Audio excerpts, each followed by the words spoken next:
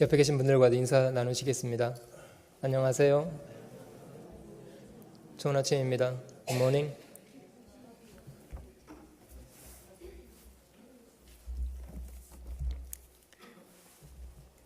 (9월달이) 됐습니다.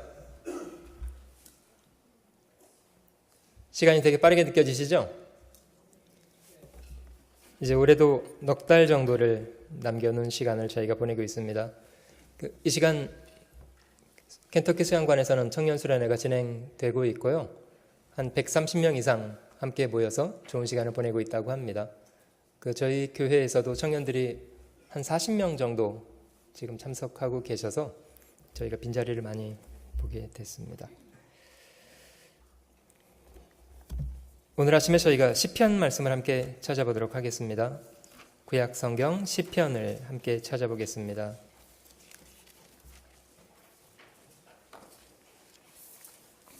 시편 19편 말씀을 함께 찾아보겠습니다. 시편 19편을 함께 찾겠습니다.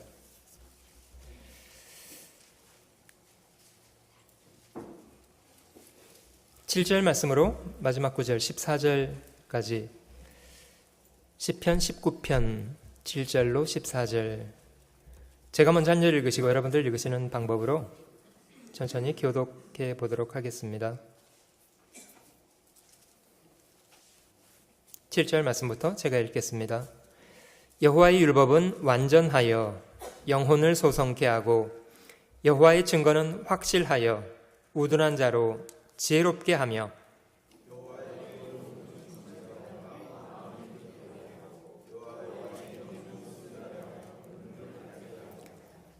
여호와를 경외하는 도는 정결하여 영원까지 이르고 여호와의 규례는 확실하여 다 의로우니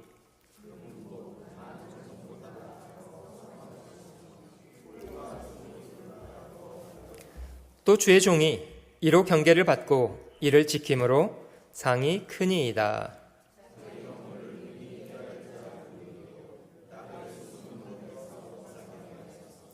또 주의 종으로 고범죄를 짓지 말게 하사 그 죄가 나를 주장치 못하게 하소서.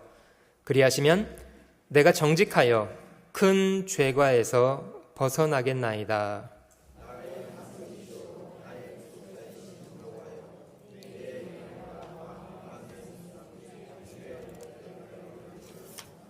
(12절) 말씀은 다시 한번 같이 읽어보겠습니다. 자기 허물을 능히 깨달을 자 누구리요? 나를 숨은 허물에서 벗어나게 하소서. 제가 먼저 잠깐 기도하겠습니다.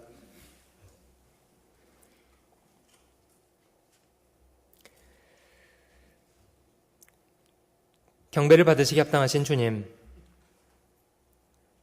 죄악 가운데 있던 저희들을 복음의 귀한 사랑 안에서 구원해 주시고 전지를 지으신 하나님을 아버지로 섬겨 살아가는 귀한 소망 주신 것을 진심으로 감사드립니다. 주님은 모든 것을 창조하셔서 저에게 누려 살게 하신 주인이실 뿐만 아니라 자신의 피값으로 저희를 죄로부터 값주고 사 주신 저희 삶의 진정한 주인이십니다. 간사한 말로 주라 칭하고 자신의 삶을 온통 주장하며 살아가는 헛된 인생 살지 않게 하시고 오직 저희 삶에 주님의 주권을 온전히 인정하고 입술의 말뿐 아니라 실제 저희의 모든 삶을 통해 주님을 주님으로 대접하고 섬겨 살아가는 사람 되도록 인도하시기를 원합니다. 우둔한 저희 마음을 주님의 성령으로 이를 깨워주시고 저희 자신을 섬세히 돌아보고 주님 보시기에 부끄러운 것, 마땅치 못한 것들 용기를 가지고 버릴 수 있도록 도와주시기를 원합니다. 이 시간도 각 사람 마음속에 주께서 주시기 원하시는 선한 교훈들로 베풀어 주시기를 원합니다. 청년 수련회로 수양관에 함께하고 있는 모든 청년들 위해 주님이 도와주시고 청년 시절에 마땅히 배워야 될 것들로 충만히 배우게 하시고 주님 사용하시기에 합당한 선한 일꾼으로 각 사람의 삶을 준비하는 귀한 시간 되도록 도와주시기 원합니다. 모든 시간 우리 주님의 자비로우신 손길에만 의지합니다. 모든 은혜 감사드리며 구주 예수님의 거룩하신 이름으로 기도 올립니다. 아멘.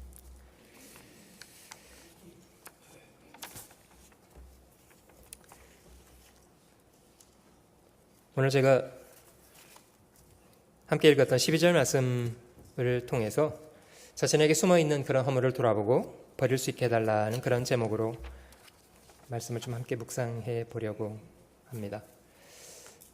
저희가 집회 때마다 자주 다루게 되는 그런 주제입니다만은 인간은 어쩔 수 없이 죄의 영향력 아래 살아가고 있는 것 같아요.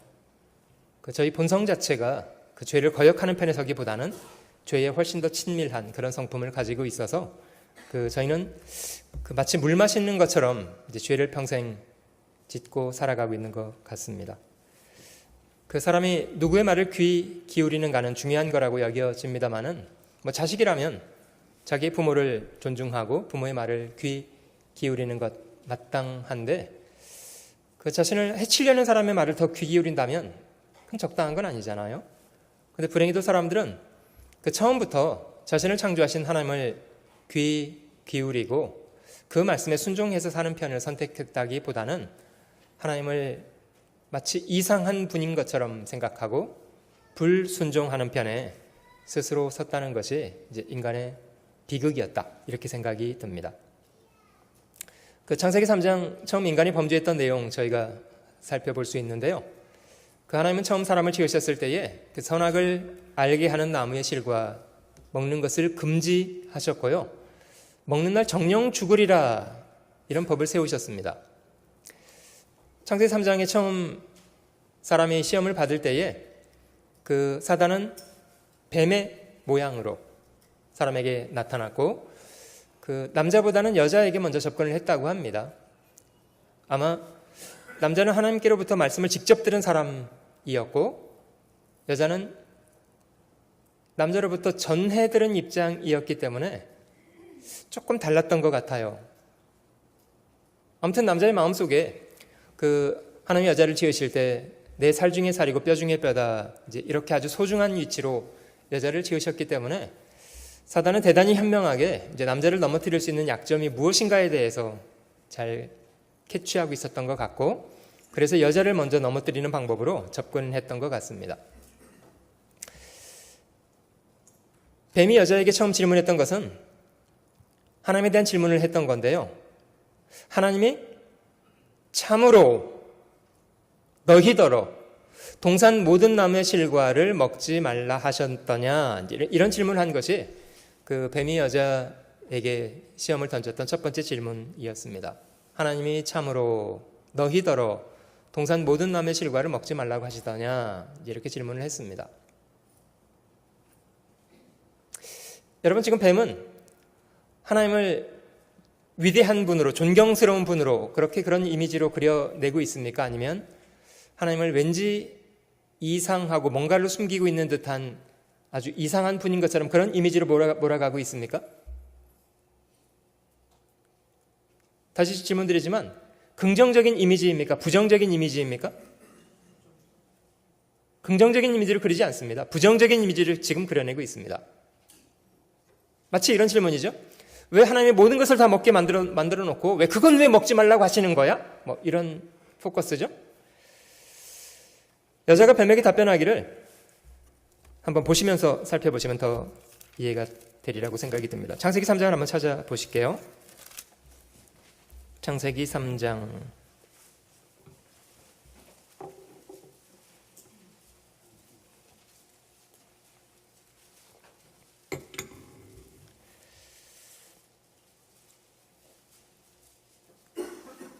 3장 1절 말씀부터 제가 읽어보겠습니다. 여호와 하나님의 지으신 들짐승 중에 뱀이 가장 간교하더라. 뱀이 여자에게 물어 가로되 하나님이 참으로 너희더러 동산 모든 나무의 실과를 먹지 말라 하시더냐. 뱀은 하나님을 부정적인 이미지로 그려내고 있습니다.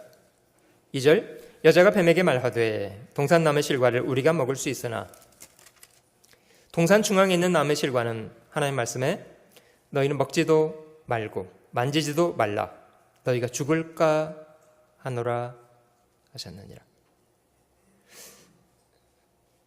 여자의 답변 속에 하나님 말씀이라고 인용하는 부분 중에는 전혀 듣지 못한 것 같진 않아요. 무엇인가를 듣긴 들었던 것 같아요. 근데 직접 하나님께서 말씀하신 것과 여자가 답변했던 것을 비교해 보면 좀 차이가 있습니다. 하나님 말씀하신 부분을 직접 창세기 2장 말씀에서 확인해 보시면 2장 16절에 보시면 여호와 하나님이 그 사람에게 명하여 가라사대 동산 각종 나무의 실과는 네가 임의로 먹되 선악을 알게 하는 나무의 실과는 먹지 말라. 내가 먹는 날에는 정령 죽으리라. 자, 분명히 이렇게 말씀하셨습니다만은 이제 여자의 답변 속에는 여자의 답변은 조금 달랐습니다. 하나님 말씀에 3장 3절 말씀입니다. 너희는 먹지도 말고 만지지도 말라. 너희가 죽을까 하노라. 사실 여자는 그 뱀의 질문에 그 답변할 그런 준비는 안 되어 있었던 것 같아요. 사실 여자는 적절하게 대처할 만한 그런 능력을 못 갖추고 있었던 것 같습니다. 그 어떤 부분은 하나님 말씀에서 자기 생각을 더했고, 정령 죽으리라고 말씀하신 부분은 죽을까 하노라라는 말로 뜻을 뒤집어 놨고 이렇게 바꾸어 놓았습니다. 그래서 뱀이 이제 여자가 어떤 상태인가를 간파를 하게 된 것 같아요. 그리고 뱀은 여자에게 정면 승부를 했습니다. 4절, 뱀이 여자에게 이르되 너희가 결코 죽지 아니하리라. 하나님 말씀 이제 완전히 뒤집어 놓았습니다. 정령 죽는다고 말씀하셨는데 뱀은 말하기를 결코 죽지 아니하리라. 그리고 죽지 않는 이유를 그 다음 구절에 너희가 그것을 먹는 날에는 너희 눈이 밝아 하나님과 같이 되어 선악을 알 줄을 하나님이 아심이니라. 마치 하나님을 그 인간의 권리를 박탈하시는 분인 것처럼, 인간이 자기처럼 되는 것에 대해서 시기와 질투를 느끼고 있어서 그래서 먹지 못하도록 명령하시는 분인 것처럼 그렇게 의미를 뒤집어 놓았습니다. 사실 여자는 고민도 안 해봤던 것 같아요. 이 말 한마디에 이 여자는 하나님에 대한 믿음을 완전히 상실해버리고 말았습니다. 아마 속으로는 그렇게 생각했던 것 같아요. 참 하나님도 치사하다, 치사해. 우리가 그렇게 저 하나님처럼 되는 게 그렇게 싫은 모양이지? 마치 범죄하는 것을 자신의 권리인 것처럼 생각하도록 만들어 놨잖아요.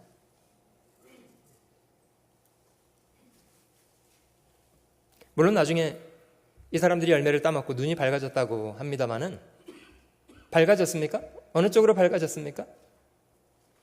하나님의 영광을 보는 쪽으로 밝아졌습니까? 자기의 수치를 보는 쪽으로 밝아졌습니까?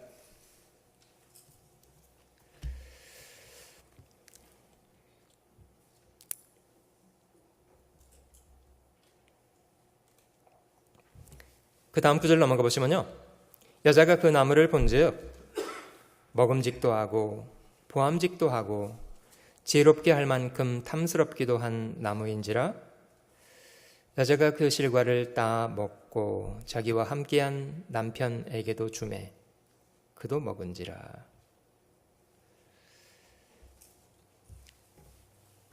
하나님이 금하신 그 무서운 명령을 여자는 남편과 상의해서 결정해서 움직이기보다는 그냥 독단적으로 자기가 결정해서 다 먹어버렸습니다. 그리고 책임에 대해서는 혼자 감당하기 버거우니까 이제 남편과 공모를 하도록 남편에게도 주어서 먹게 만들었습니다. 저희도 살면서 경험을 통해서 느낍니다마는 그 여자가 주는데 안 먹고 버틸 남자가 있습니까? 어떻게 생각되십니까? 한번 손 들어 보실래요? 그런 강심장 계시면 한번 손 들어 보실래요? 여자가 줘도 안 먹을 것 같다. 나는 하나님께서 금지하신 거라면 여자가 줘도 안 먹는다. 이런 분 계세요?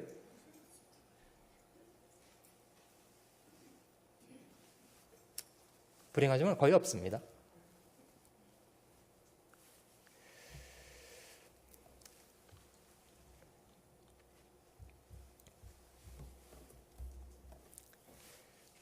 여러분, 인간의 범죄 과정을 저희가 잘 관찰해 보시면 사실 크게 다르지 않은 것 같아요.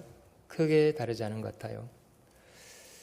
그 사람은 자신이 무엇을 드려야 되는가에 대해서 무분별한 것 같고요. 정말 드려야 될 말에 대해서는 듣고 싶어 하지 않는 것 같아요. 그리고 듣지 말아야 될 말에 대해서는 굉장히 적극적입니다, 또.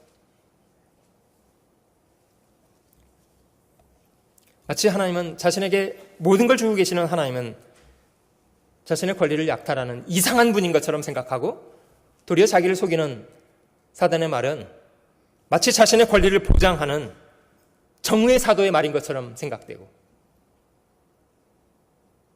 참 처음부터 인간의 마음은 그렇게 비틀려져 있게 된 것 같아요. 우리 시대에도 마지막 시대의 사람들 가운데 그 사람들이 이제 정의를 다 뒤집어 놓잖아요. 빛을 어둠이라고 정의하고 어둠을 빛이라고 정의하고. 저희는 그런 시대를 살아가고 있습니다. 마치 버젓이 더 이상 죄가 아닌 것처럼 그렇게 주장하는 그런 시대에 저희는 노출되어 살아가고 있는데요. 저희가 정말 무엇에 귀를 기울일 것인가는 중요한 부분이라고 생각됩니다. 특히 죄에 대한 부분은 우리가 바른 분별력을 갖추는 것이 절대로 중요하다, 이렇게 생각이 됩니다. 그런데 유대전승 그 탈무드라는 책에 보니까 이제 죄가 사람의 마음속에 들어오는 과정을 이렇게 설명을 했더라고요. 한 낙타 상인의 이야기로 설명을 한 걸 제가 읽어봤는데요. 어떤 상인이 사막을 여행하면서 낙타에 짐을 실어서 이제 물건을 팔러 다녔답니다. 낮에는 사막이 덥습니다만 밤에는 제법 춥습니다. 그래서 한 번은 텐트를 치고 상인이 이제 그 속에서 잠을 청하고 있는데 낙타가 텐트 안에 있는 주인에게 말을 걸더래요. 주인님, 이 밖에는 너무 추워서 그런데 제가 이 머리만 좀 텐트 안에 넣어놓으면 안 될까요? 이렇게 청을 하더랍니다. 여러분, 저 낙타가 어떤 태도로 이 주인에게 그 머리를 넣어도 좋겠냐고 청을 했을까요? 네? 처음에는요, 굉장히 유순한 표정으로 하더랍니다. 거절하기 어렵도록. 그래서 주인이 그걸 거절하는 것이 너무 힘들어서 그걸 허락을 했대요. 오케이. 그랬더니 이제 낙타 모가지가 이제 텐트 안에 들어왔다는 거예요. 그래서 주인이 또 잘라고 그랬더니 이제 또 건드리더래요, 낙타가요. 주님, 어깨도 너무 지금 시렵거든요. 어깨까지 넣겠다는 거예요. 그래서 그것도 이제 어쩔 수 없이 허용을 했습니다. 어깨가 들어왔습니다. 나중에는 엉덩이가 시렵다는 거예요. 나중에는 낙타의 몸뚱이가 다 들어오고 엉덩이까지 들어왔습니다. 발만 남아 있습니다. 나중에 발까지 들어오겠다는 거예요. 여러분, 처음에 시작은요, 아주 온순한 태도로 시작이 됐습니다만은 낙타의 태도는 점점 어떻게 됐을 것 같습니까?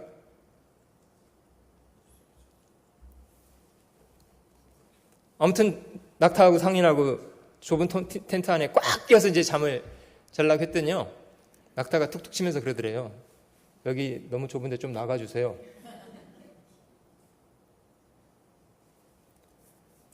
그래 나중에는 낙타가 온통 텐트를 차지하고 주인 노릇하게 되었답니다. 사실 죄도 그런 것 같아요. 죄도 처음에 사람의 마음속에 들어올 때는요, 아주 유순한 태도로 조금씩 파고 들어옵니다. 사실 그게 들어오는데도 저희는 잘 느끼지 못하고 있는 상태로 들어옵니다. 근데 마음을 조금씩 차지하고 나서는 나중에 그 사람 인생을 확 사로잡아 버립니다. 그리고 파멸시키는 것 같아요. 잘 분별해야 될 부분이라고 생각이 듭니다. 잠언에 있는 말씀에도 음녀를 설명할 때요, 대저 음녀는 처음에는 입술로 꿀을 떨어뜨린답니다. 꿀요. 그 입은 기름처럼 미끄러우나, 그러나 결과는요, 나중엔 쑥같이 쓰고 두 날 가진 칼같이 날카롭답니다.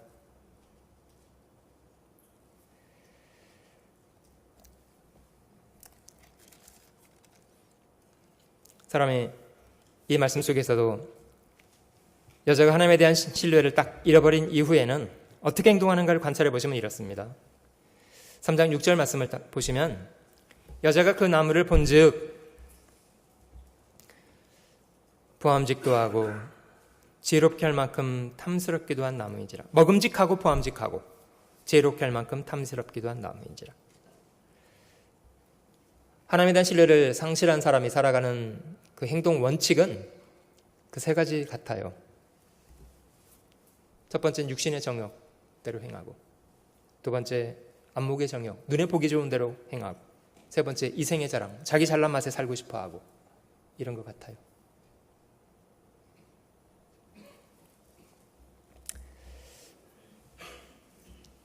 저희가 저희 삶에 얼마나 무서운 일을 하는가에 대해서는 조금 이해해 보도록 하겠습니다. 히브리서 12장을 한번 찾아보시면요, 신약성경 히브리서 12장을 찾아보시면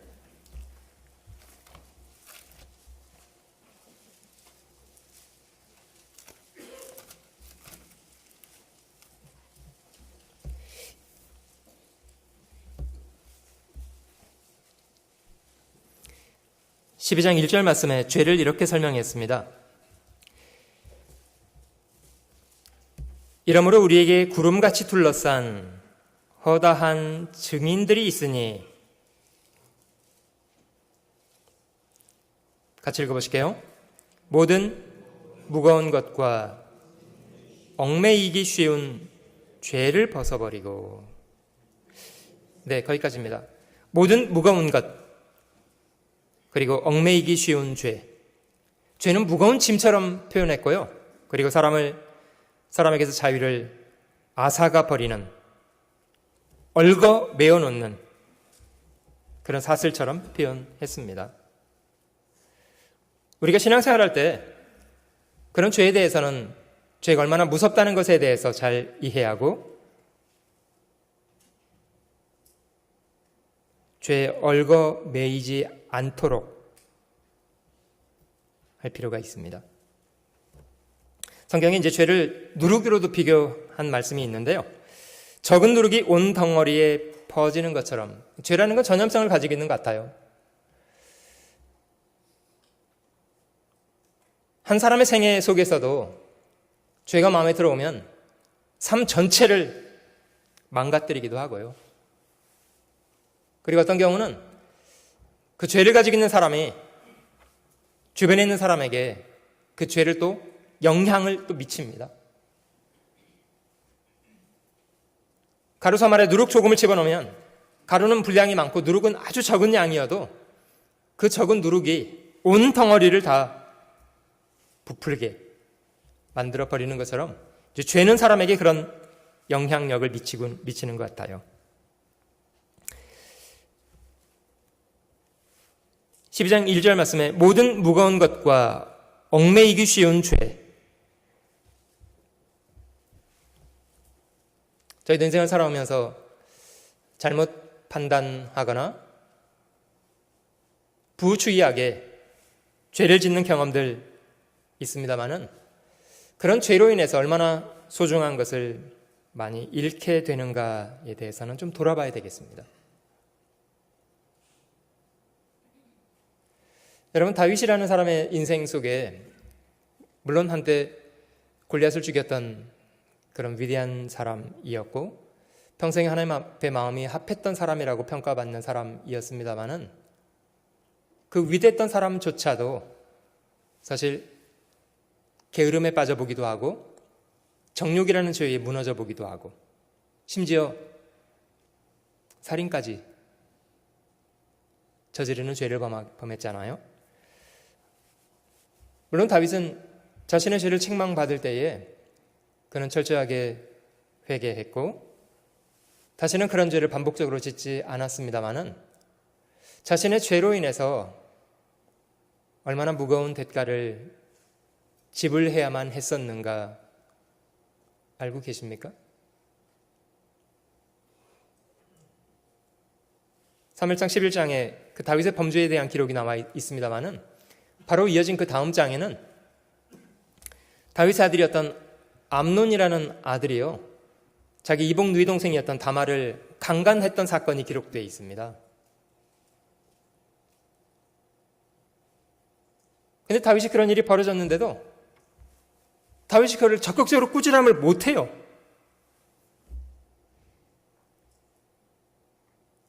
여러분, 저 똥 묻은 개가 겨 묻은 개를 나무라겠습니까? 아마 다윗이 암논을 꾸지람하려고 했으면 암논이 그랬겠죠. 너나 잘하세요. 뭐 이렇게 했겠죠.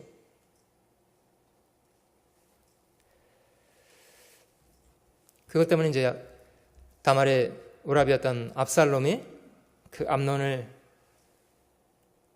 형제지간이었잖아요. 암논을 살해하고. 나중에 이 압살롬이 반역할 때 다윗이 그 수치스러운 도망자로 도망다니고 이렇게 하지 않았습니까? 여러분, 죄라는 것이 저희 삶 속에 얼마나 많은 것을 앗아가는지에 대해서 잘 기억하고 정말 죄에 대해서는 두려운 마음을 품어야 합니다.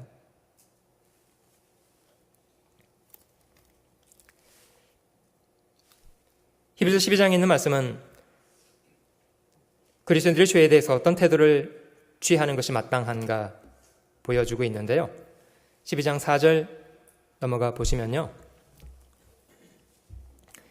너희가 죄와 싸우되 아직 피 흘리기까지는 대항치 아니하고 또 아들들에게 권하는 것 같이 너희에게 권면하신 말씀을 잊었도다. 일러스되 내 아들아, 주의 징계하심을 경히 여기지 말며 그에게 꾸지람을 받을 때에 낙심하지 말라. 주께서 그 사랑하시는 자를 징계하시고 그의 받으시는 아들마다 채찍질하심이니라 하셨으니. 징계 모든 사람이 받는 것이라고 합니다마는 심지어 너희가 징계가 없다면 사생자고 참아들이 아니다, 이런 말씀도 8절에 있습니다. 징계는 다 받는 거다. 왜냐하면 저희 모든 사람이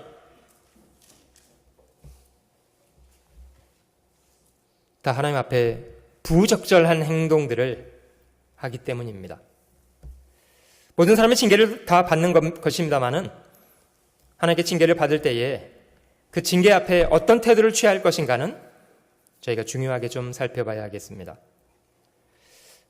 5절을 다시 한번 돌아가 보시면요, 중반절에 내 아들아, 주의 징계하심을 경히 여기지 말며 그에게 꾸지람을 받을 때에 낙심하지 말라. 하나님의 저희 삶 속에 어떤 징계를 하실 때에 경솔하게 취급하지 말고요, 예를 들자면 아이 재수 없어 이런 식으로 취급하지 마시고요,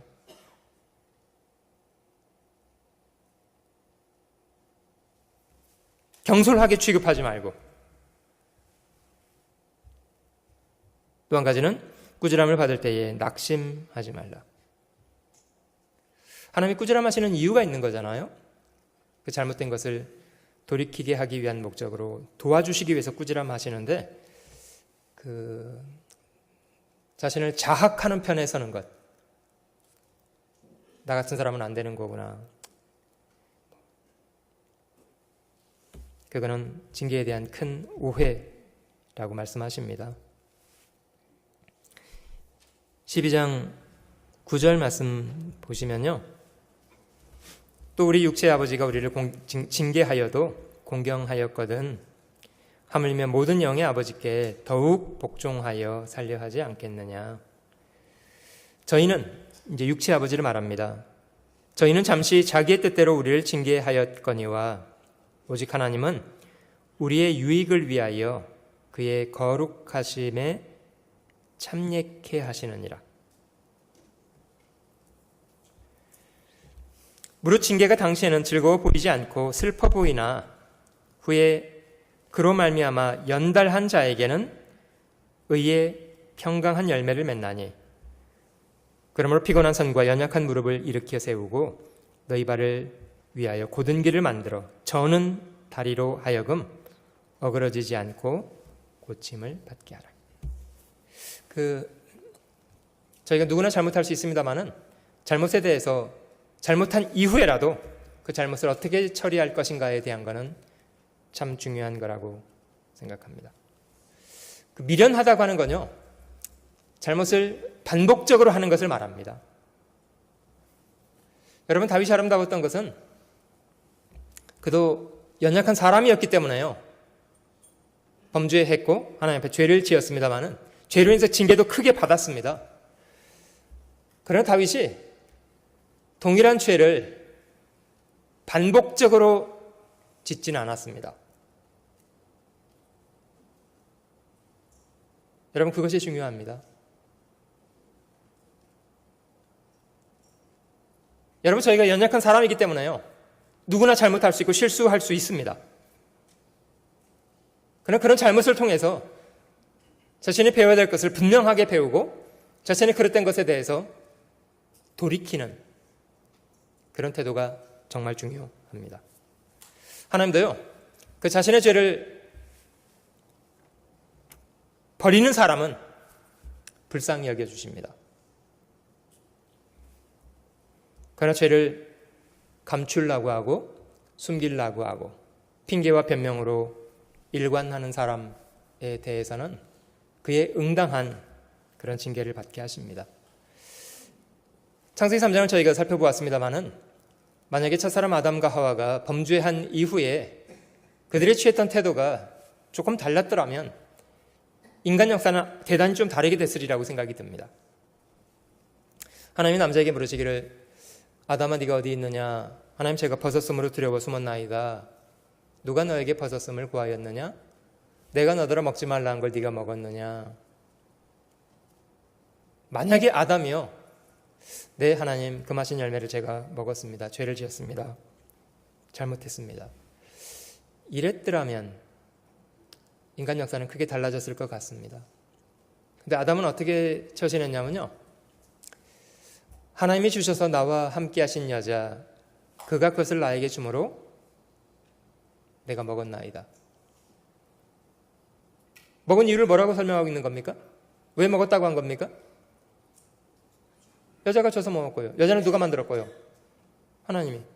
그럼 책임이 지금 누구에게 있다고 이야기하는 겁니까? 전적으로 자기에게 책임이 있다고 얘기하는 겁니까? 책임을 여자에게 떠넘기고 하나님께 떠넘기고 자기는 마치 피해자인 것처럼 얘기하고 있는 거 아니에요?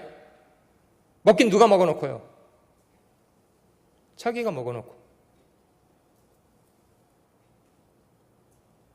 여러분, 이게 사람들이 대부분 취하고 있는 죄에 대한 태도라고 생각합니다. 실제로 죄는 자기가 졌어요. 근데 뭐 환경이 나를 죄짓게 만든 거다, 뭐 저 사람 때문에 죄를 진 거다, 그렇게 핑계 대는 사람들의 특징은요, 그 죄의 본질인 그 죄에 대해서는 포기를 하지 않고 있는 겁니다.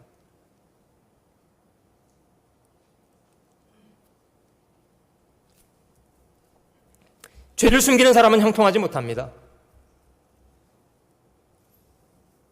자복하고 버리는 그런 용기가 필요합니다. 그 역사는 대부분 저희 눈에 많은 부분 감춰져 있습니다만은 영원히 감춰질 수 있는 것은 아닌 것 같고요. 하나님이 적당한 때가 되면 진실을 드러내시게 되는 것 같아요. 적당한 때가 되면.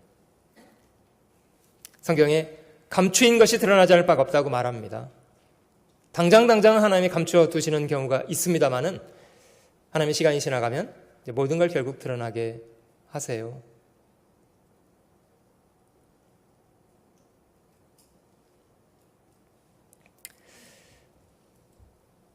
우리가 죄에 대해서 돌이키기를 거절한 채로 죄를 고집하고 살아가는 거 참 좋지 않습니다. 제가 믿기로 죄로부터 돌이키는 것은 용기가 필요한 일 같아요. 죄를 죄라고 솔직하게 인정하고 그 죄를 버리는 사람, 그건 용기가 필요한 것 같아요. 하나님도 그런 사람을 불쌍히 여기십니다. 근데 죄를 지어놓고도 돌이키지 않고 그 죄를 핑계하고 고집 부리고 있는 사람, 그런 사람은 긍휼히 여기기, 불쌍히 여기기가 참 어려운 것 같아요.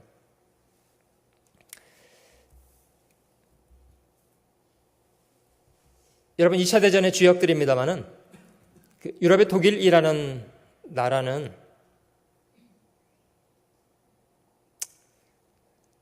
사실 주변 여러 나라들에게 많은 고통을 끼쳤던 그런 사람들이었습니다마는 지금은 이제 그 주변 나라 사람들이 독일 사람들에 대해서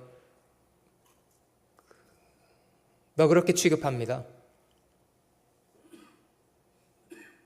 그 이유는 이런 것 같아요. 비록 독일 사람들이 주변 나라 사람들에게 어마어마한 고통을 끼친 것은 사실이었습니다. 우리가 아는 대로 유태인만 600만 명을 죽였다고 하니까요. 폴란드 인구 중에는 10분의 1 정도가 죽었대요. 독일 사람들에 의해서. 근데 독일 사람들은 자신들이 저질렀던 과오를 은폐하려고 하지 않았습니다. 그걸 감추려고 하지 않고 그걸 있는 그대로 인정하고 잘못했다고 인정하고 사죄하려고 노력하잖아요.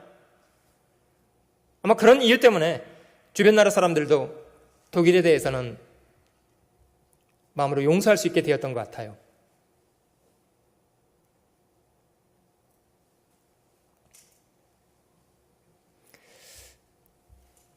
근데 저희가 2차 대전에 또 다른 주역입니다만은 한국 옆에 있는 일본이라는 나라에 대해서 한국 사람으로서는 너그럽기가 쉽지 않은 이유는 이런 거라고 생각이 듭니다. 혹시 여기 일본 분 계세요? 일본 분 계시면 제가 좀 눈치를 좀 봐야 되는데 일본 분들은 조금 다른 것, 제가 일본 분이라고 말했습니다. 일본 분들은 조금 다른 것 같아요. 이분들은 자신들의 과오에 대해서 솔직하지가 않아요.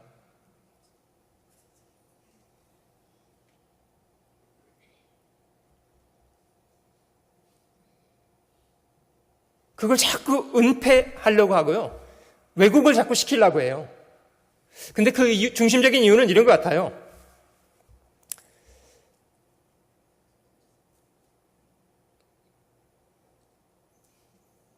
그 죄가 아직 끝나지 않았기 때문이라고 생각이 들어요.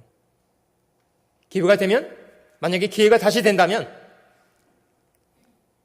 같은 일을 다시 시도하겠다는,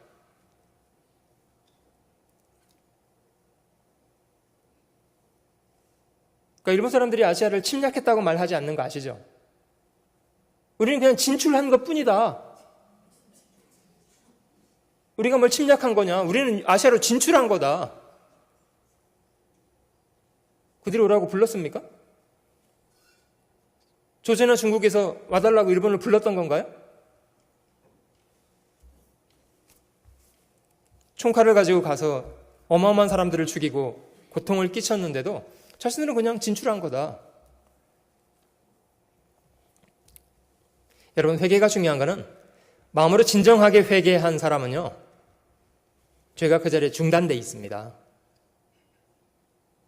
근데 회개하지 않고 있는 사람은요, 그 사람의 죄는 진행형이에요. 끝난 게 아니에요. 여러분, 하나님이 저희를 구원하실 때도 죄인 우리에게 요구하는 것이 한 가지 있는 거 아시잖아요? 복음을 믿기 전에 무엇부터라고 합니까? 회개요.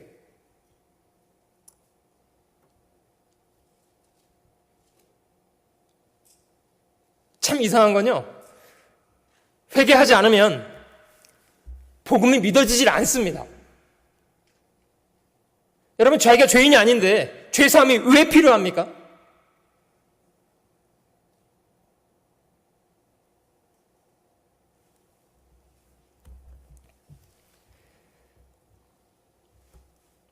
우리가 먼저는 우리가 살아가는 이 땅과 우리 자신을 지으신 하나님이 계시다는 것을 발견하는 것 참 중요한 거라고 생각되고요. 그 하나님이 저에게 어떤 의미가 있는 분이신가를 발견하는 것은 참 중요한 부분이라고 생각이 듭니다. 그래야만 비로소 사리에 대한 바른 분별력이 얻어지게 되는 것 같아요. 같이 그래서 시편 19편 한번 돌아가 보시면요.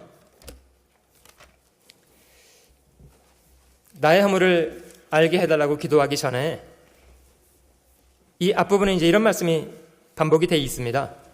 19장 7절 7절, 8절, 9절 사이에는 여호와의 율법, 여호와의 증거, 여호와의 교훈, 계명, 여호와를 경외하는 도, 여호와의 규례, 여러 가지 다른 표현으로 반복적인 언급을 했습니다마는 다 하나님의 말씀을 이야기하는 언급들입니다. 근데 하나님의 말씀이 어떤 일을 하는가에 대한 부분인데요.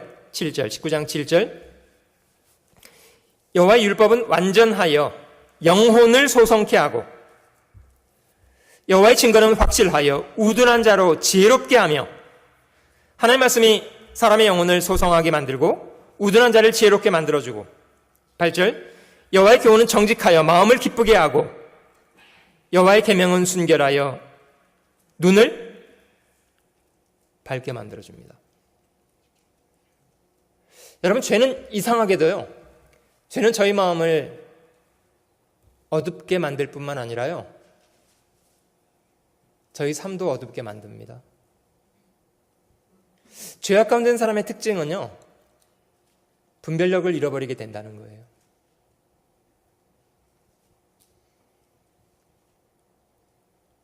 여러분, 지금 이 안에 불이 켜져 있습니다. 그래서 만약에 여러분들 집회가 마치고 식당으로 가셔야 될 때는 일어나서 발을 디뎌야 될 곳을 별 어려움 없이 찾아서 발을 디디면서 식당으로 갈 수 있습니다. 그런데 만약에요, 불이 다 꺼지고 캄캄한 밤에 칠흑 같은 어둠 속이라면 똑같이 행동하기가 어렵습니다. 왜냐고요? 보이는 게 없어서요. 보이는 것이 없어서요. 죄는 그런 일을 하는 것 같아요. 죄는 저희 마음을 어둡게 해서 갈 바를 알지 못하고요. 걸려 넘어져도 무엇에 걸려 넘어졌는지조차도 분별하지 못하도록 만드는 것 같아요.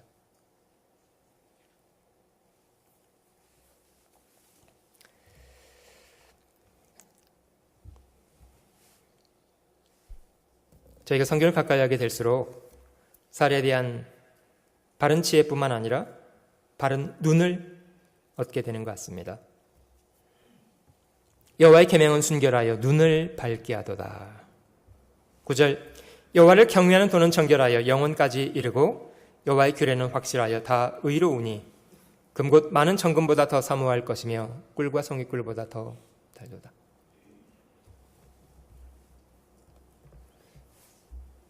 여러분, 식사하시면 음식이 다신 분 계세요? 음식 먹는 것이 죽는 것처럼 어려우신 분요? 입이 너무 다신 분? 대부분 다 그러시죠? 입이 너무 다시죠? 근데 혹시 성경을 읽는 것도 그렇게 다세요?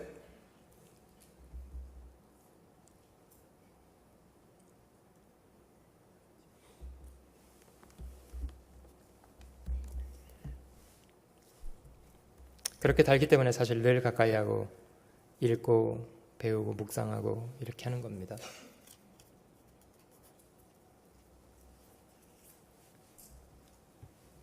혹시 최근에 성경을 언제 읽으셨습니까?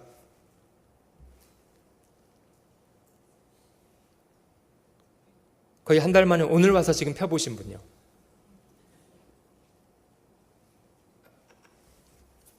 그럼 안 되는데.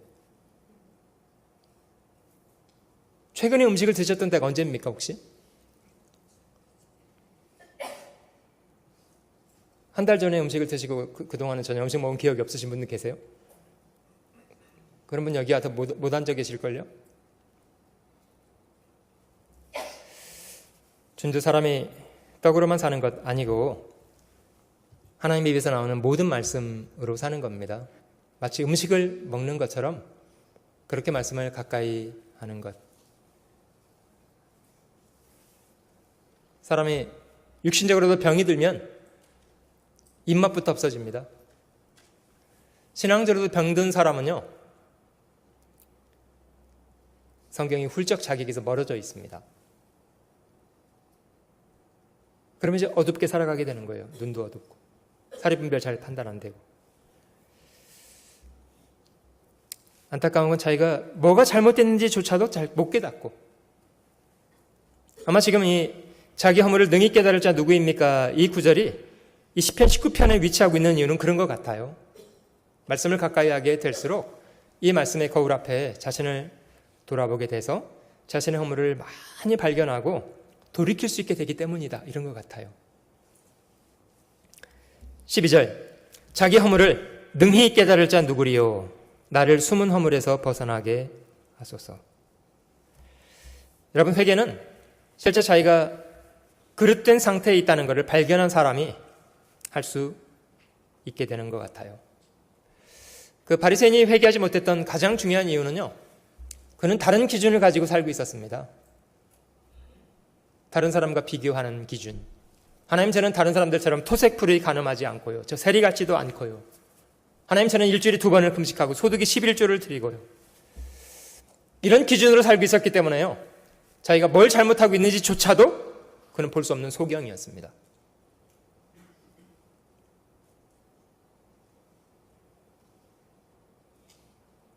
다른 사람과 비교하는 그런 기준이 아닌 나를 상관하실 하나님의 면전에 서서 자신을 돌아보는 것, 그런 사람이 회개할 수 있는 사람입니다. 여러분, 저에게 성경의 기준으로 자꾸 돌아가면 우리가 하나님 앞에 많은 허물을 가지고 있다는 것을 많이 발견하게 되고 애통한 마음을 품을 수 있게 됩니다. 사람이 구원을 받는 것뿐만 아니라요, 구원받은 이후에 자기의 삶을 점점 정결하게 만들어가는 것도 하나님의 기준으로 자기를 거듭 돌아보기 때문입니다. 우리는 완전치 않아요. 구원받은 이후에도 저희 삶 속에는 하나님 앞에 부끄러운 것들 많이 가지고 있습니다. 그걸 정돈하지 못하는 이유는 그게 부끄러운 것이라는 것조차도 못 깨닫고 있기 때문이에요. 하나님의 말씀으로 기준을 바르게 하는 것이 중요합니다.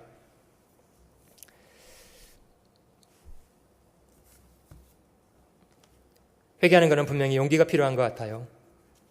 자신의 죄를 솔직하게 인정하고 그 죄를 버리겠다는 그런 굳은 태도가 필요합니다. 하나님도 그런 사람을 복이 있다, 이렇게 말씀하세요. 애통하는 사람 복이 있습니다. 구약성경 이사야 55장을 한번 찾아보실게요.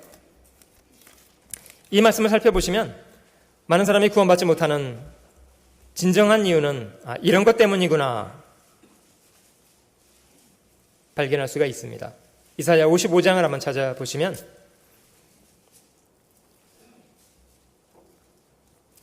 55장 7절 55장 7절은 같이 읽어보시겠습니다. 같이 읽어보시게요. 악인은 그 길을, 불의한 자는 그 생각을 버리고 여호와께로 돌아오라. 그리하면 그가 긍휼히 여기시리라. 우리 하나님께로 나아오라. 그가 널리 용서하시리라. 이미 하나님은 이미 인간을 죄로부터 건지시는 일을 완성하고 기다리고 계시는 분이세요. 근데 이 말씀에 악인과 불의한 자라고 말씀하시는 이유를 확인해 보시면 악인은 그 길을, 불의한 자는 그 생각을 버리라고 하십니다. 하나님은 악인에게 그 악한 길을 버리고 불의한 자에게 그 불의한 생각을 버리라고 말씀하십니다. 그리고 하나님께 돌아오라고 말씀하십니다. 근데 사람이 자신의 길을 포기하지 않고 자신의 그릇된 생각을 포기하지 않고 하나님께 돌아가지 않고 그래서 구원을 못 받습니다. 다른 이유가 아니고요.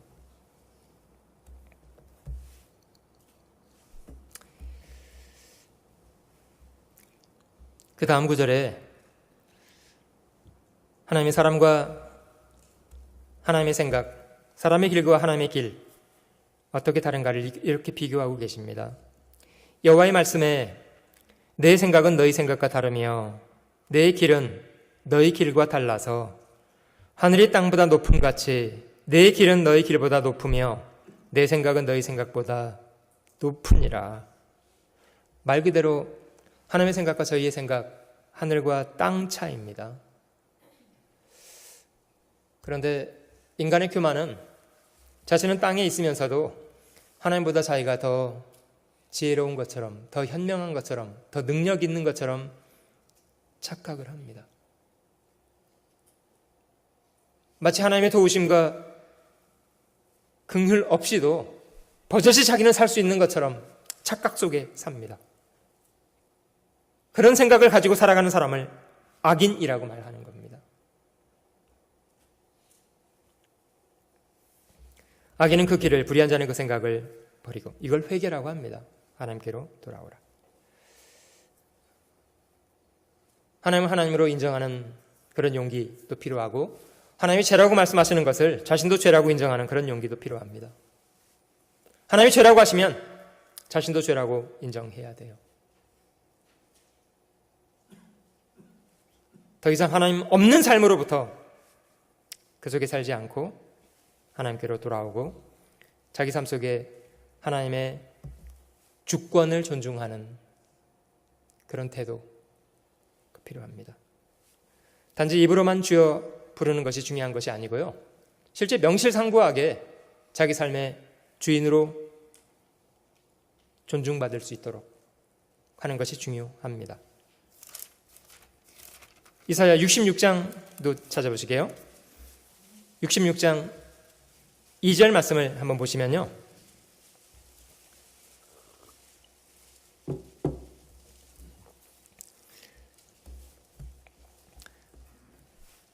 (66장 2절) 나 여호와가 말하노라 나의 손이 이 모든 것을 다 지어서 다 이루었느니라. 그 위에 하늘과 땅을 다 창조하신 분이다. 이런 말씀이 66장 1절에 있는데요. 무릇 마음이 가난하고 심령에 통회하며 나의 말을 인하여 떠는 자 그 사람은 내가 권고하려니와. 하나님 이런 사람은 불쌍히 여기시고 권고하시겠대요. 하나님 말씀 앞에 두려움을 느끼고 하나님의 기준 앞에 자기가 그릇된 상태에 있다는 것에 대해서 부끄럽게 여기고 그런 죄로부터 돌아서는 사람, 그런 사람은 불쌍히 여김을 받는답니다. 2000년 전 유대인들 외형적으로는 하나님을 부정하는 사람들은 아니었습니다마는 그들이 가지고 있었던 유대교라는 틀은 하나님 말씀으로부터는 너무 멀리 이탈되어 있었던 것 같아요. 그들은 다른 기준을 가지고 있었습니다. 하나님 말씀을 가장 중요한 기준으로 삼지 않고 인간의 유전이라는 어마어마한 잘못된 기준을 가지고 있었습니다. 지난 시간도 제가 한번 소개해드렸습니다마는 성경에 안식일날 하지 말라고 명령하신 내용이 성경에 기록되어 있는 것은 몇 가지라고요? 일하지 말고 또요 불도 피우지 말고요. 이 두 가지 언급 외에 안식일날 하지 말 것이 구체적으로 언급되지 않습니다. 근데 유대인들은요 게마라, 미시나, 미드라시, 탈무드 이런 걸 가지고요 장로들이 인간이 만든 유전으로 400가지 이상의 법을 만들었어요. 꼼짝을 못하게 만들어놨습니다. 그걸 지키려고 하다 보니까 정작 하나님의 말씀에 대해서는 신경 쓸 시간이 없게 돼버린 거예요. 이게 유대교였습니다. 이게 유대교.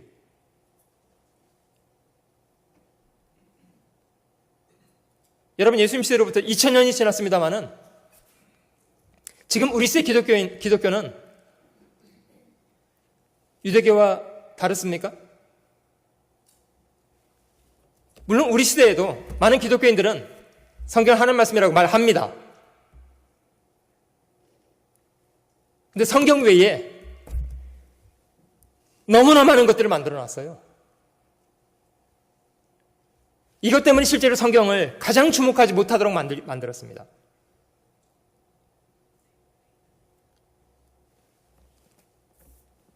참 큰 불행입니다.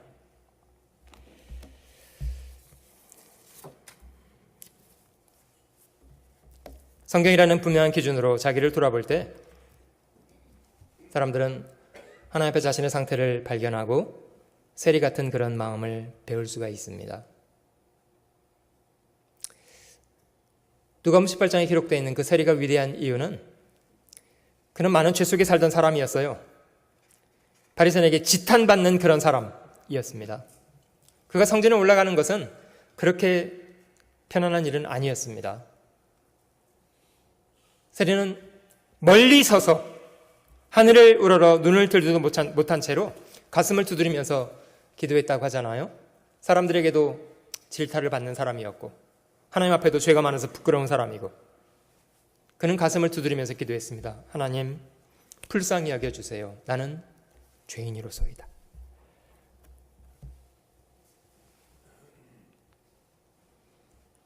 주님은 그의 기도를 듣고 계셨습니다.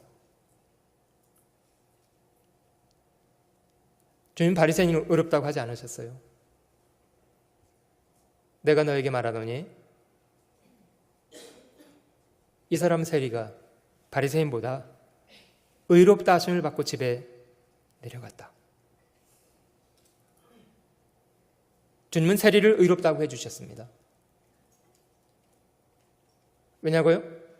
진정하게 죄로부터 회개한 사람은 바리새인이 아니라 세리였기 때문입니다.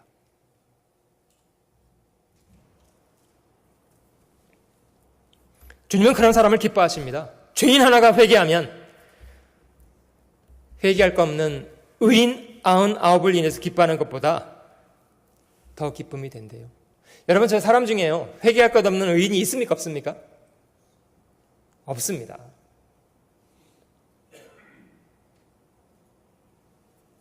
자기를 자칭 의인인 척하는 눈먼 소경들이 있을 뿐이고요. 하나님 보시기에 의인은 없습니다.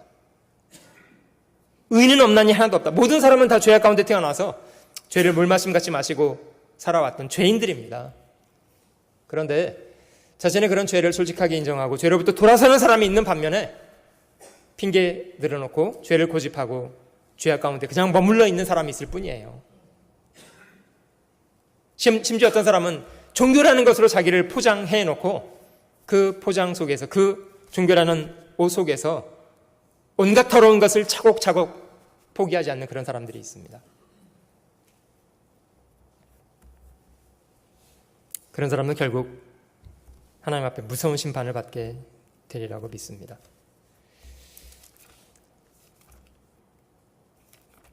로마서 1장을 한번 찾아보실게요. 로마서 1장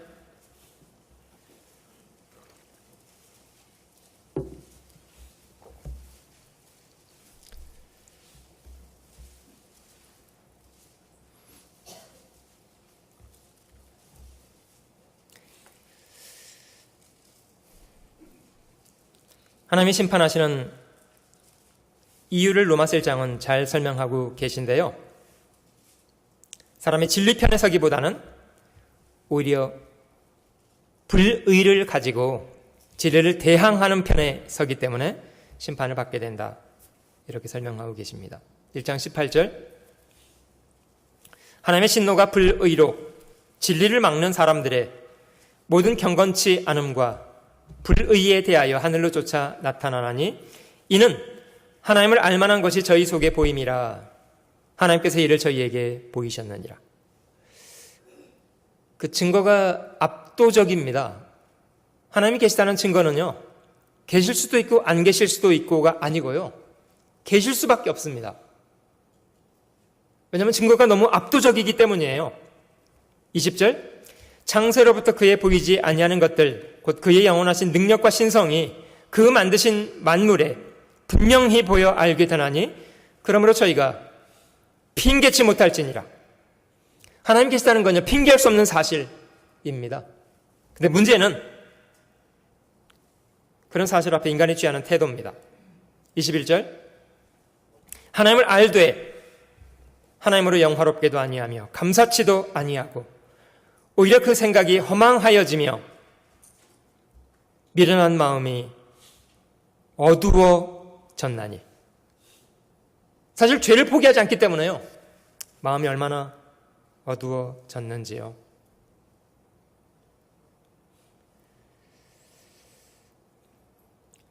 하나님의 섭리가 그의 모든 인생 가운데 다스리고 있습니다마는 의도적으로, 고의적으로 하나님을 부정하고 배척하는 편에 서서 인생을 살게 되는 겁니다.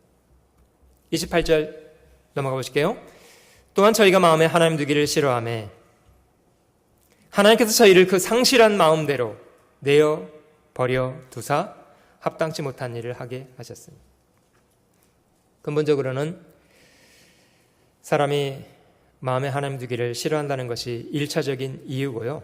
그래서 하나님도 사람들을 상실한 마음대로 내어 버려 두셔서 어마어마한 죄가 쏟아져 나오게 된 겁니다.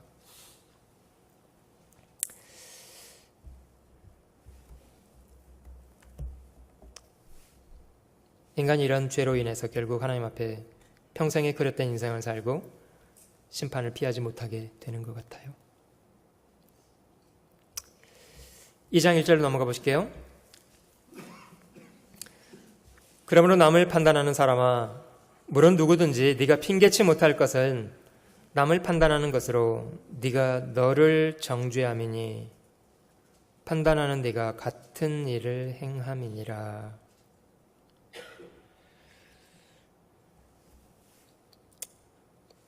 사람의 한계 같아요. 자기도 동일한 모순 속에 살고 있으면서도 다른 사람의 허물에 대해서 대단히 날카로운,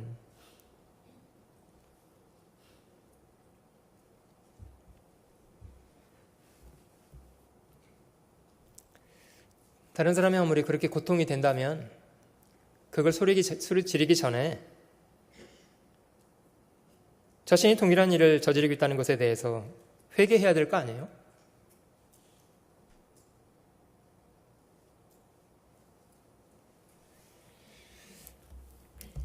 (2장 3절) 이런 일을 행하는 자를 판단하고도 같은 일을 행하는 사람아, 네가 하나님의 판단을 피할 줄로 생각하느냐?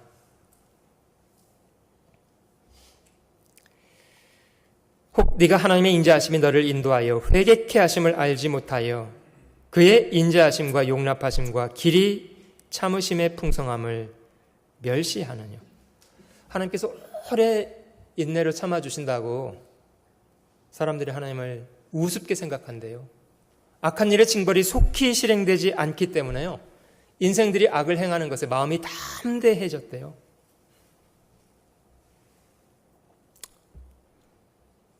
(5절) 다만 네 고집과 회개치 아니한 마음을 따라 진노의 날 곧 하나님의 의로우신 판단이 나타나는 그날에 임할 진노를 네게 쌓는도다. 여러분, 저희가 분명히 알아야 될 것은 구원받았다는 것이 우리의 죄성 자체가 다 없어져 버린 그런 걸 말하는 건 아니잖아요. 우리가 하나님의 자녀로 태어났고 하나님의 자녀로 신분이 인정된 그런 지위의 변화가 생겼습니다. 영어로 포지션이라고 합니다만은, 전에는 멸망받을 죄인이었다가 이제는 하나님의 자녀라는 지위가 변경된 거는, 바뀐 건 사실입니다.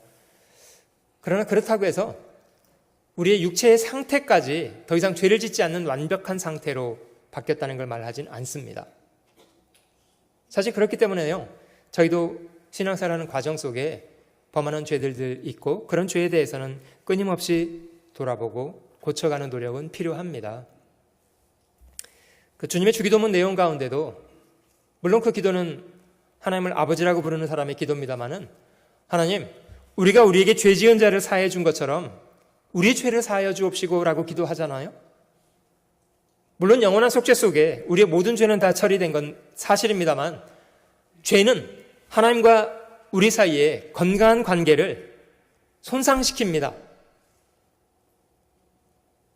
우리가 하나님과 친밀한 교제 속에 살아가려면 절대로 필요한 것이 죄를 버려야 되는 그런 분명한 태도입니다.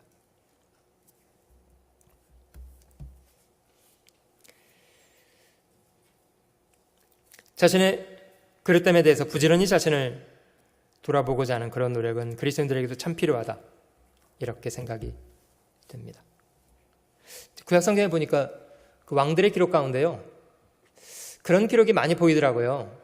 그 어떤 왕은 여호와 보시기에 참 선했는데 이걸 제하지 않았다고 하는 것들이 있더라고요. 이걸 제하지 않았다. 혹시 아시는 분? 요것의 답은 무엇입니까? 네?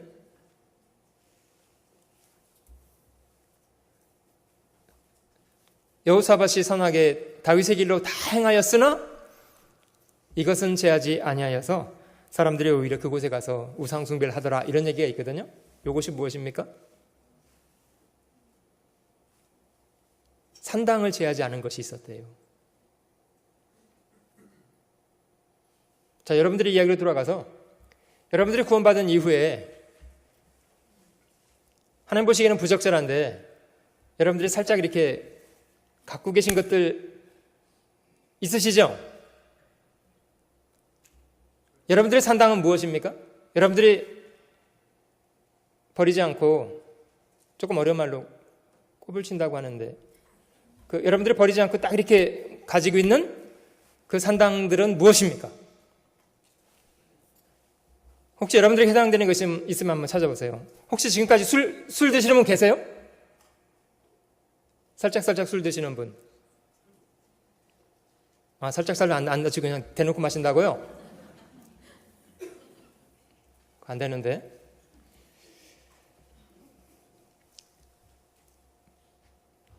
여러분, 술, 담배 하는 게 큰 문제는 아닙니다만은 결정적으로 저희가 술, 담배 같은 세상 사람들이 추구하는 그런 태도를 가지고 있으면 저희는 복음을 가지고 있어도요, 세상 사람들과 같이 취급받습니다. 똑같아. 들을 거 없어. 똑같은 놈들이야. 이렇게 취급을 받습니다. 성경에 담배 피지 말라는 말 없더라고요. 왜냐고요? 성경에 기록된 시대예요. 담배가 없었기 때문이에요. 성경에 마약하지 말라만 있습니까? 근데 왜 그리스도인들은 그런 거 안 합니까? 이유가 뭐죠? 너희가 먹든지 마시든지 무엇을 하든지 다 무엇을 위해서라고요? 하나님의 영광을 위해서라는 거예요. 여러분, 저희가 술을 마시거나 담배를 피거나 마약을 하거나 이런 것이요, 하나님께 영광이 되는 경우가 있겠습니까? 없겠습니까? 하나님의 영광을 위해서 한잔하시는 분. 다른 뭐 마실 때마다 한마디 하대요. 위하여! 이렇게 하면서 하시대요. 앞에 해보세요. 주의 영광을 위하여! 이 말이 됩니까, 이게?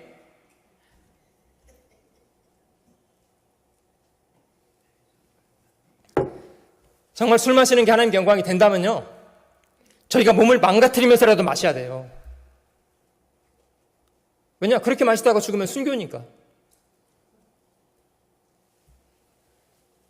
여러분, 그러나 술 마시는 게 왜 누가 하나님의 영광을 위해서 술을 마신다고 말할 수 있습니까? 사실 자기 추구예요, 자기 추구.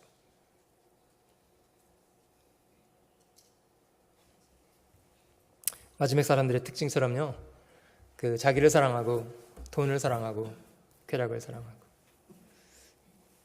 사실 저희가 자기를 사랑하고 돈을 사랑하고 쾌락을 사랑하기 때문에요, 양심에는 꺼리끼는 일을 많이 합니다. 그런 죄에 사로잡혀서요, 양심에 담대함은 없는 거예요. 본이 안 되니까 자기도 자기 삶에 대해서 더 큰 걸 잃어버리게 된 거예요.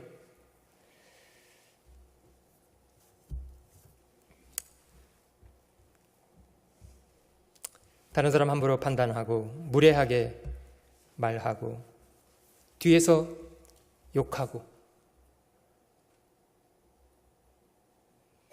다른 사람 무시하고. 혹시 여러분들 저 다른 사람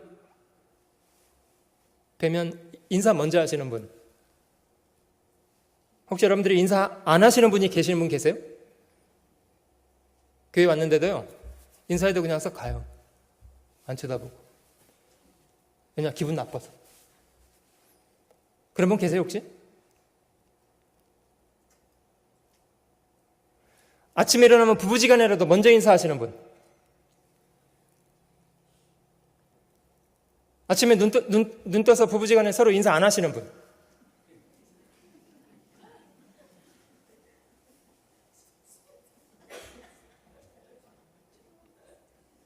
왜 눈 떴냐고 뭐라고 하시는 분.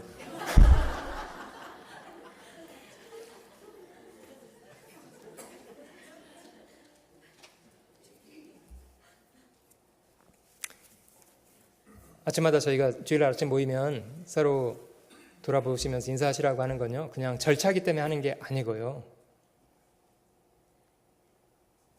여러분, 사람은 관계 속에서 살고 있습니다만은 건강한 관계의 기초는요, 상대방을 마음으로 존중하는 태도입니다. 내가 당신을 존중하고 있다는 걸 표현하는 가장 좋은 방법이요, 웃으면서 인사하는 거예요.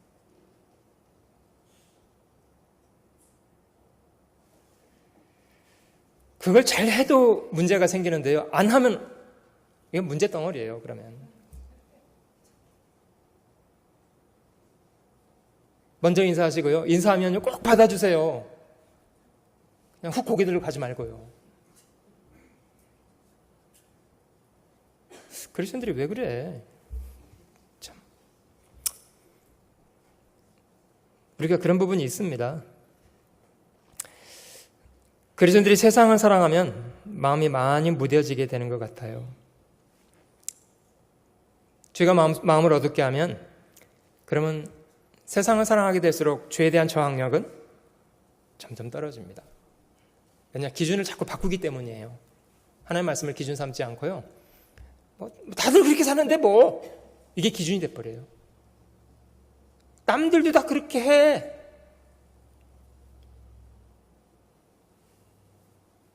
저희는 그런 기준 가지고 살지 않습니다. 로마서 14장을 한번 찾아보시면요, 로마서 14장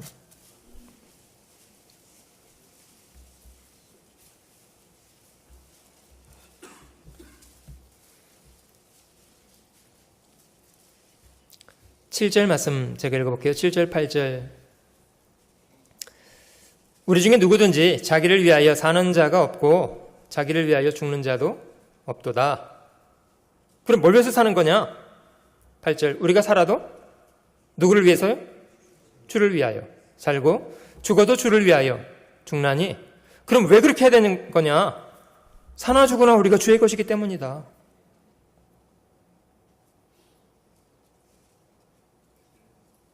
이런 사람이 죄를 안 짓습니다.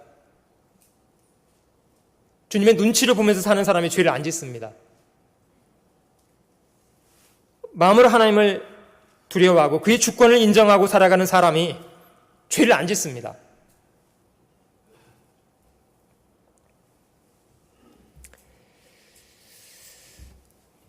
하나님이 그런 사람에게 요구하시는 삶의 태도가 한 가지 있는데요, 로마서 12장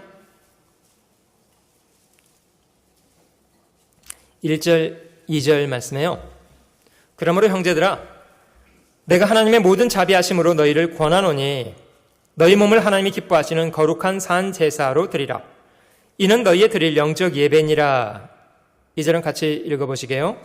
너희는 이 세대를 본받지 말고 오직 마음을 새롭게 함으로 변화를 받아 하나님의 선하시고 기뻐하시고 온전하신 뜻이 무엇인지 분별하도록 하라.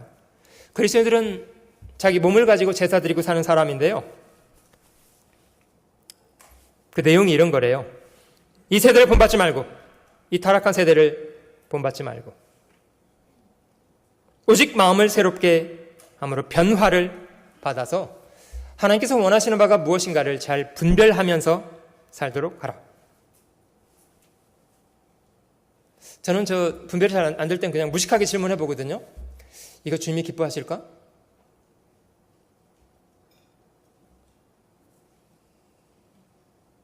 그럴 것 같아요. 그럼 해야지 뭐. 너무 단순한가요, 사는 게? 이거 주님이 기뻐하실까? 아닌 것 같아요. 그럼 안 하는 거죠, 뭐. 주님이 기뻐하시는가 그렇지 않는가가 중요한 거예요. 내가 기쁜가 그렇지 않은 걸 질문하지 마시고요. 우리가 주님의 종들인데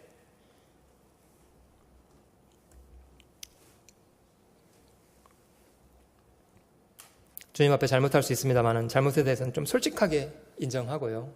주님 잘못했습니다. 좀 죄에 대해서 민감한 마음을 좀 배우시면 좋을 것 같아요. 그 성경에도 이제 항상이라는 단어가 중요합니다만은 조금 경외하고 사는 거에 누군 못하겠습니까? 항상 하나님을 경외하고 살아가는 것, 항상 두려워하는 것, 항상 자기보다 주를 존중하는 그런 태도. 제가 오늘 설교를 마치면서 여러분들의 삶에 오늘 여러분들이 이 말씀을 들으시면서 단 한 가지만이라도 이건 더 이상 내 삶에 하지 말아야 될 일이다. 이건 내가 다시는 하지 않겠다. 이런 결심들을 하셨으면 좋겠어요. 좀 정말 버려야 될 것들은 과감하게 버리고 가시도록. 그런 변화가 없다면 저희가 주님 앞에 많은 실망을 드리게 될 것 같아요. 뭘 배웠다는 거냐 이렇게 질문하실 것 같아요. 정말 주님 보시기에 저희가 감춰져 있는 허물, 지금은 감춰져 있지만 주님이 우리 허물들을 드러내실 때 수치스럽게 될 것들, 그런 것들에 대해서는 좀 단호하게 정리해서 버리시는 사람들 됐으면 좋겠습니다. 잠깐 기도하시게요.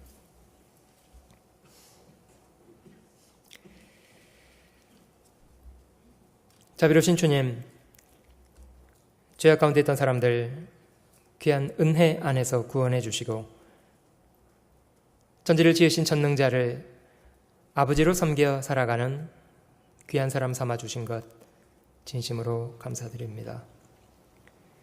주님은 저희에게 자신이 창조하신 모든 것을 주신 주인이실 뿐 아니라 자신의 핏값으로 멸망받을 저희를 건져 구원해 주신 주님이십니다. 간사한 입술로 주라 칭하지만 실제 자신이 스스로 주인 노릇하고 살아가는 악한 사람 되지 않게 하시고 명실상부하게 우리를 구원하신 우리의 주님 되신 주님을 주로 존중하고 주님 명하시는 대로 선한 순종 주 앞에 잘 드려 살아가게 하시기를 원합니다. 잠깐 후에 저희의 짧은 인생이 끝나고 저희가 주님 앞에 서게 된다는 이 분명한 사실을 기억하게 하시고 주님 앞에 섰을 때 부끄러운 사람 되지 않도록 숨은 허물을 돌아보게 하시고 용기를 가지고 과감하게 숨은 허물을 정리하고 버릴 수 있는 용기 있는 사람들 되도록 도와주시기 원합니다. 정년수련에 참여하는 모든 형제자매들 주님이 도와주시고 안전하게 돌아올 때까지 모든 시간들 함께 해 주시기를 원합니다. 주님 오늘 남겨져 있는 모든 시간들 은혜 가운데 인도하셔서 우리로 주님 안에서 하루 귀하게 보낼 수 있도록 도와주시옵소서. 구주 예수님의 거룩하신 이름으로 기도드립니다. 아멘. 찬송가 351장을 같이 하겠습니다. 351장 같이 찬송하겠습니다.